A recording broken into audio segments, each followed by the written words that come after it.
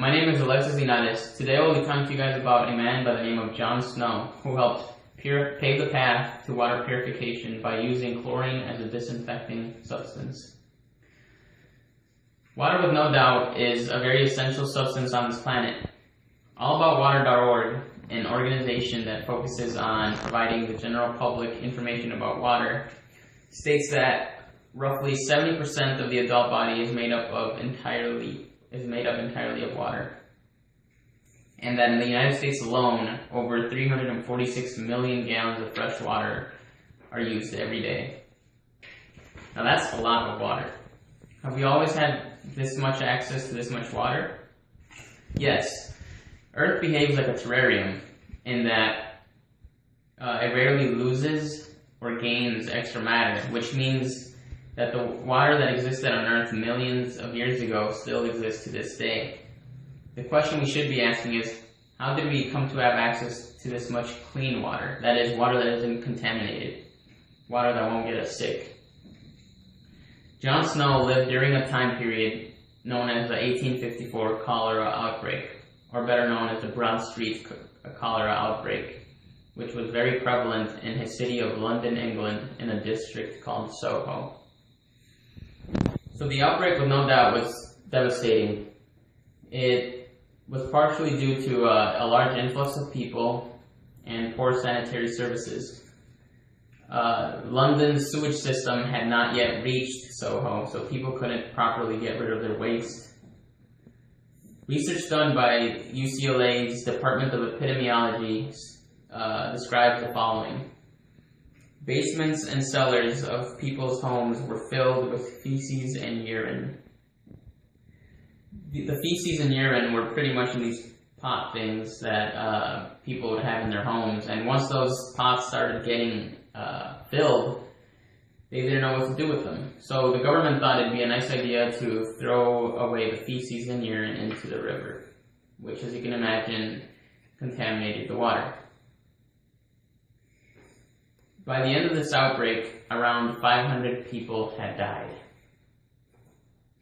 So John Snow is considered a founding father of modern epidemiology. That is the study of patterns and causes of diseases in a population. This is partially due to him successfully realizing the source of cholera. He was also a heavy miasma theory skeptic, and the theory stated that cholera existed due to bad air, and he disproved this theory by talking to people of Soho and coming to a conclusion that people were getting sick from drinking water in this nearby water well. So he would collect water samples from this water well and perform microscopic and chemical examinations on them. And although his findings did not entirely prove that it was, in fact, this water that were making people sick, it did convince the government to close the water pump. And this sort of stopped the deaths, but it was not until he used chlorine to purify the water where it started to drastically decline the deaths. So once the chlorine was used to purify the water, well, the government began to take notice on how successful it was and eventually started to chlorinate the entire water systems of England. This would then influence the United States to do the same. So how does chlorine exactly purify water? Well, three things.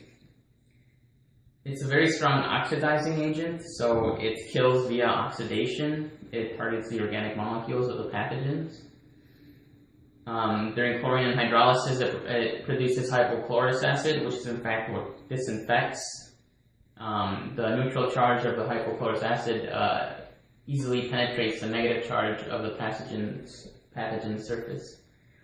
It also disintegrates lipids by destroying the cell wall and all the intermolecular forces such as enzymes and proteins.